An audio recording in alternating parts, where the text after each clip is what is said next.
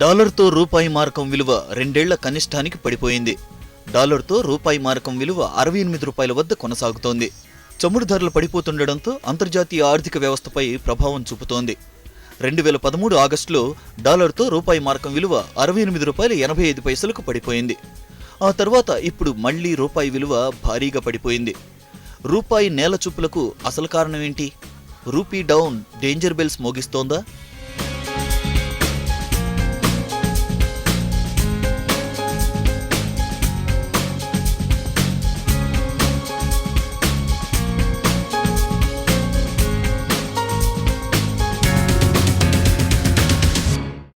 రూపాయి ఈరోజు మరింతగా డాలర్తో పోలిస్తే వాల్యూ తగ్గింది.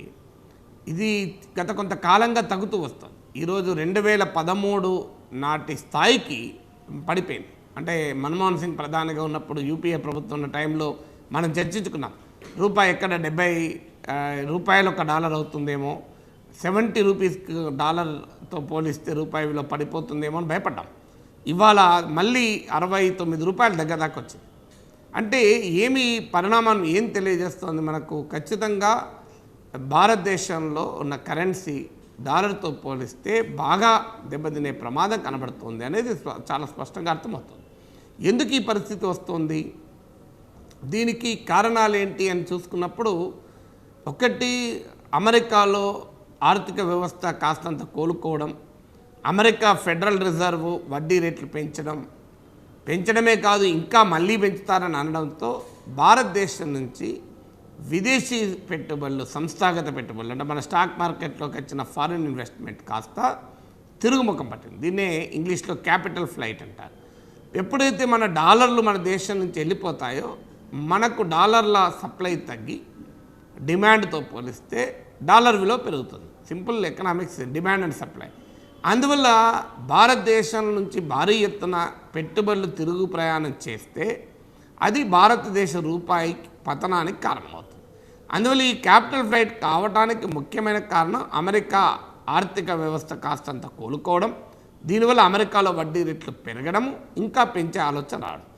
రెండవది ఏంటి అన్నప్పుడు భారతదేశ ఆర్థిక వ్యవస్థ కూడా ఆశించిన స్థాయిలో వృద్ధి రేటు చెందకపోవడం. ఇప్పుడు 7.5%, 7.8% దాకా ఉంటుందని అంచనా వేశారు.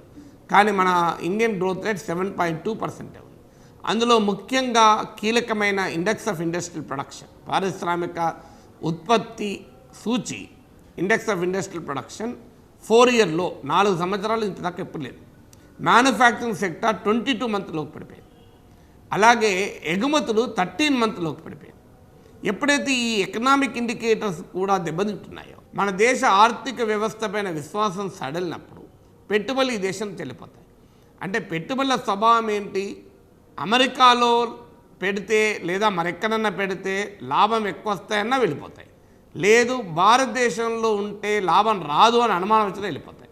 ఇప్పుడు ఈ 2 పరిణామాలు ఉండడం వల్ల భారతదేశం నుంచి ఈ పెట్టుబడులు వెళ్ళిపోతున్నాయి. ఈ పెట్టుబడులు వెళ్ళిపోవడం వల్ల మన రూపాయి ఒత్తిడి గురవుతుంది. ఇక మూడో కారణం ఏంటంటే చైనాలో జరిగిన పరిణామాలు.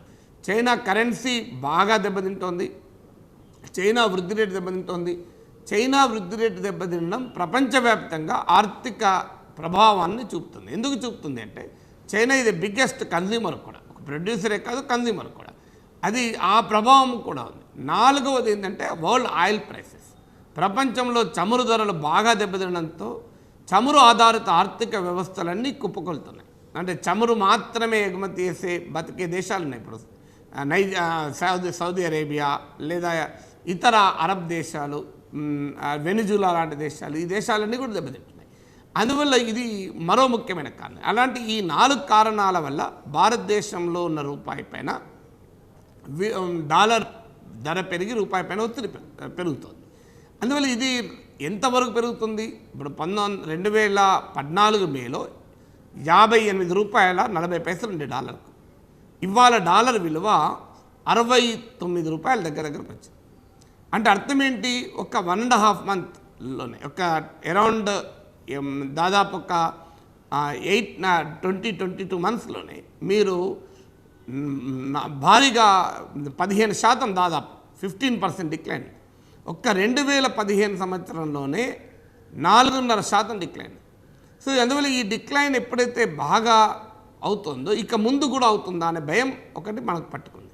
కారణం ఎందుకు పట్టుకుంది అంటే వాస్తవానికి భారతదేశ కరెన్సీ డాలర్తో పోలిస్తే దెబ్బతింటోంది, కానీ ఇతర కరెన్సీలతో పోలిస్తే దెబ్బతినడం లేదు. ఇప్పుడు మీరు యూరోప్లో యూరోతో పోలిస్తే స్వల్పంగా రూపాయి విలువ పెరిగింది.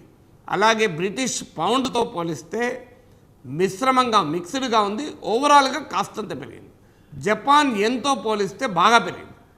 కానీ ఎందుకని మరి డాలర్తో ఒక్కదాంతోనే మనది బాగా తగ్గింది. కానీ ప్రపంచంలో జరిగేటువంటి వాణిజ్యంలో అత్యధిక భాగం డాలర్లో జరుగుతుంది, అమెరికన్ డాలర్లో. కనుక మిగతా వాటి కరెన్సీలతో పోలిస్తే రూపాయి విలువ తగ్గకపోయినా, రూపాయి విలువ కాస్తంత పెరిగినా కూడా, అప్రిషియేట్ అయినా కూడా దాని ప్రయోజనం పెద్దగా ఉండదు. ఎందుకంటే ఇంటర్నేషనల్ ట్రేడ్ ఇది డాలర్ డ్రివెన్ ట్రేడ్. ఎక్కడో ఒక్కడక్కడ మనకు కొంత యూరోలో జరుగుతుంది, కానీ మెయిన్గా డాలర్లో ఉంటుంది. అందువల్ల ఇది ఒక పెద్ద ఛాలెంజ్గా మనకు రావడానికి కారణం అన్నది. తర్వాత ఇంకొక పాయింట్ ఏంటంటే, సహజంగా అన్ని నష్టాలే ఉంటాయి డాలర్ విలువ పెరిగితే, రూపాయి విలువ తగ్గితే. కానీ కొన్ని సందర్భాల్లో లాభాలు కూడా ఉంటాయి. ఇప్పుడు associated chamber of commerce and industry, ASSOCHAM లాంటి సంస్థ ఇంకా రూపాయి పతనం కావాలి, పతనమయ్యే చర్యలు చేపట్టండి అని డిమాండ్ చేసింది. ఎందుకు చేసింది? రూపాయి ఇంకా దెబ్బతింటే మన ఎక్స్పోర్ట్ చీప్ అవుతాయి.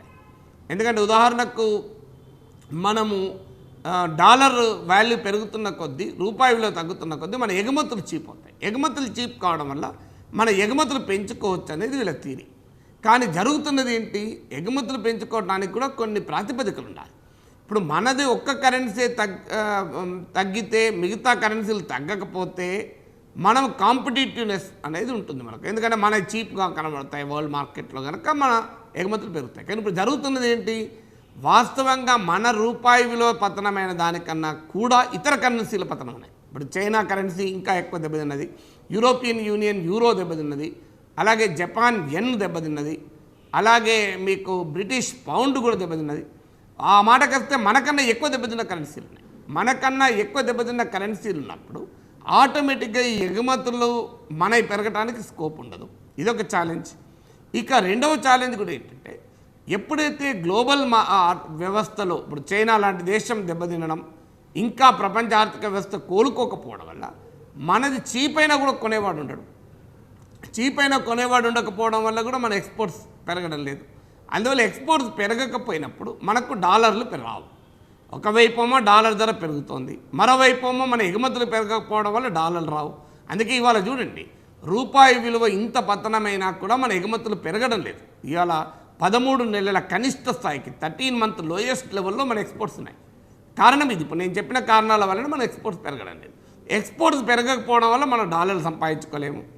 మరోవైపేమో డాలరు ధర పెరగడం వల్ల డాలర్ల ఖర్చు పెరుగుతుంది. ఎక్స్పోర్ట్స్ పెరగకపోతే ఇంకెక్కడి నుంచి వస్తే మన డాలర్లు? విదేశీ పెట్టుబడుల నుంచి రావాలి. నేను ఇంతకుముందే చెప్పినట్టు విదేశీ పెట్టుబడులు తిరుగు ప్రయాణం అవుతున్నాయి.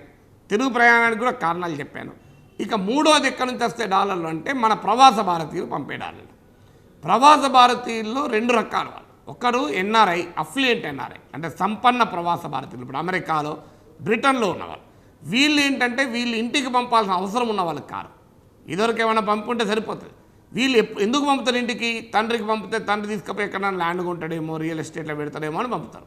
కానీ ఎప్పుడైతే ఇండియన్ ఎకానమీలో రిటర్న్ ఉండదో, ఇండియన్ ఎకానమీలో అంత అభివృద్ధి ఉండదో, ఈ ప్రవాస భారతీయులు కూడా ఇండియాకి పంపరు. ఎందుకంటే ఈ భూములలో పెడితే మళ్ళీ ఏమో ఇండియాలో ఎట్లుంటుందో ఎకానమీ అని. ఇక రెండవ రకం ప్రవాస భారతీయులు ఏంటంటే పేద ప్రవాస భారతీయులు. ఇప్పుడు 1991లో భారతదేశం ఆర్థిక సంస్కరణలు అమలు చేయాల్సిన సమయంలో, అంటే మనకు 15 రోజుల దిగుమతుల బిల్లు కూడా చెల్లించే డాలర్లు లేవు మన దగ్గర. ఆ టైంలో మనల్ని కాపాడింది ఎవరు అంటే మన గల్ఫ్లో ఉన్న ఫిట్టర్లు, టర్నర్లు, ఎలక్ట్రీషియన్లు, కన్స్ట్రక్షన్ లేబరే మనం కాపాడింది.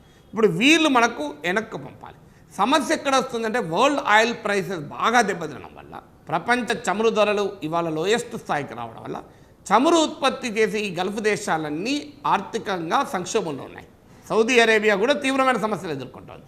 కారణం ఏంటి అంటే వీళ్ళు ఆయిల్ తప్ప ఏది రాదు వాళ్ళకు. సౌదీ అరేబియా వాడు సాఫ్ట్వేర్ రాదు, ఈయన ఐటీ తయారీ వాడు, ఇంకా వేరే పని చేత కాదు. ఎందుకంటే ఇప్పుడు ప్రపంచంలో ఉన్న మొత్తం చమురు ఉత్పత్తిలో 65% గల్ఫ్ నుంచి వస్తుంది. ఈ గల్ఫ్ దేశాలు ప్రపంచంలో చమురు ధరలు ఏ స్థాయికి పడిపోయినాయంటే ఇవాళ 27 కన్నా డాలర్ల కన్నా తక్కువ పడిపోయింది ఒక బ్యారెల్ చమురు ధర. అంటే చమురు ఉత్పత్తి చేస్తే కూడా ఖర్చు రాని పరిస్థితి. అంటే మన రైతుల్లాగా అంటే పంటలు పండిస్తే కూడా లాస్ వచ్చి క్రాప్ హాలిడే ప్రకటించారు చూడండి. ఆ రకంగా ఇవాళ సౌదీ అరేబియా ఇతర ఆయిల్ ఎక్స్పోర్టింగ్ కంట్రీస్ పరిస్థితి ఏంటంటే ఆయిల్ ప్రొడక్షన్ కూడా వచ్చే పరిస్థితి లేదు ఈ డాలర్లతో, ఈ ఇంత తక్కువ రేటుతో. అందువల్ల ఆ ఎకానమీ దెబ్బతింటుంది. ఆ ఎకానమీ దెబ్బతింటే ఏమవుతుంది, మన గల్ఫ్లో పనిచేసే వాళ్ళు ఉద్యోగాలు కోల్పోతారు, వాళ్ళ ఆదాయాలు పడిపోతాయి, వాళ్ళ జీతాలు తగ్గుతాయి, వాళ్ళ సేవింగ్స్ తగ్గుతాయి. ఆ సేవింగ్స్ వాళ్ళు ఇండియాకి పంపలేరు. అట్లా డాలర్లు రావు, అంటే విదేశీ పెట్టుబడులు రావు, ప్రవాస భారతీయులు పంపే డాలర్లు రావు. మూడవది డాలర్ ధర పెరగడం వల్ల మన డాలర్ల ఖర్చు పెరుగుతుంది, ఎగుమతులు పెరగకపోవడం వల్ల డాలర్లు సంపాదించుకోలేము. చూడండి ఈ సమస్య ఒక్కసారిగా అన్ని రకాల సమస్యలు మన మీదకి వచ్చేటువంటి ప్రమాదం ఉంటుంది. అందువల్ల మనకు వాస్తవంగా ఇవాళ ఇతర దేశాల కరెన్సీలతో పోలిస్తే భారత రూపాయి భయంకరంగా పడిపోలేదు. అంటే డాలర్తో పోలిస్తే మనం ఇంత పడిపోయినా బాధపడుతున్నాం, కానీ మనకన్నా ఎక్కువ ఇతర కరెన్సీలు పడిపోయినాయి. అయినా కూడా మనకు ఎందుకు సంక్షోభం వస్తుందంటే ఇప్పుడు నేను చెప్పిన కారణాల వల్ల భారతదేశం డాలర్లు సంపాదించుకునే శక్తిని కోల్పోతుంది. ఎగుమతులు దెబ్బతినడం, పెట్టుబడులు రిటర్న్ పోవడం, ప్రవాస భారతీయులు పంపించేవి తగ్గిపోవడం, వీటన్నిటితో పాటు ఇంకో సమస్య ఏంటంటే ఇప్పటిదాకా మనం ఇంత డాలర్ ధర పెరిగినా బతికింది ఎట్లా అంటే చమురు ధరలు బాగా తక్కువ ఉండడం. ఎందుకంటే మన మొత్తం దిగుమతుల్లో 3% చమురు దిగుమతులే. అందువల్ల మనం డాలర్లు ధర పెరిగినా కూడా బతకగలిగింది ఎందుకు అంటే వరల్డ్ ఆయిల్ ప్రైస్ తక్కువ ఉండడం. కానీ ఇంతకన్నా తక్కువ ఉంటాయా? ఇప్పుడున్న పరిస్థితి ఏంటంటే పెట్రోల్ కన్నా బీరు ప్రపంచ మార్కెట్లో కాస్ట్లీ. బీరే కాదు, రేపు నీళ్ళు కూడా కాస్ట్లీ అయ్యేటట్టున్నాయి. నీళ్ళ కన్నా కూడా చీప్ అవుతుంది పెట్రోల్. అంటే మన దేశంలో అంత చీప్ ఎందుకు అవుతుంది అంటే ఆ ప్రభుత్వాలు పన్నులు వేయడం వల్ల చీప్ అవడం లేదు. వాస్తవంగా చెప్పాలంటే ఇవాళ 17 రూపాయలు 18 రూపాయలు ఉండాలి మన పెట్రోల్. ఎందుకంటే ప్రపంచంలో ఉన్న ధరే మన మీద వేస్తే 17 రూపాయలు ఉన్నాయి, మిగతా దానిపైన 50 రూపాయలు పన్నులు వేసి మన దగ్గర 60 పైన వసూలు చేస్తున్నారు. అందువల్ల ఇవాళ ఇక ఇంతకన్నా ఆయిల్ రేటు తగ్గకపోవచ్చు అంటున్నారు. మరి ఈ ఆయిల్ రేటు తగ్గకపోతే మనకు డాలర్ల అవసరం ఉంటుంది, ఇంతకన్నా తగ్గదు. మరోవైపు డాలర్ సంపాదించుకునే శక్తి దెబ్బతింటోంది. అందువల్ల రాబోయే కాలంలో రూపాయి ఇంకా భారీగా పతనం అవుతుందన్న ఆందోళన మాత్రం వ్యక్తమవుతుంది.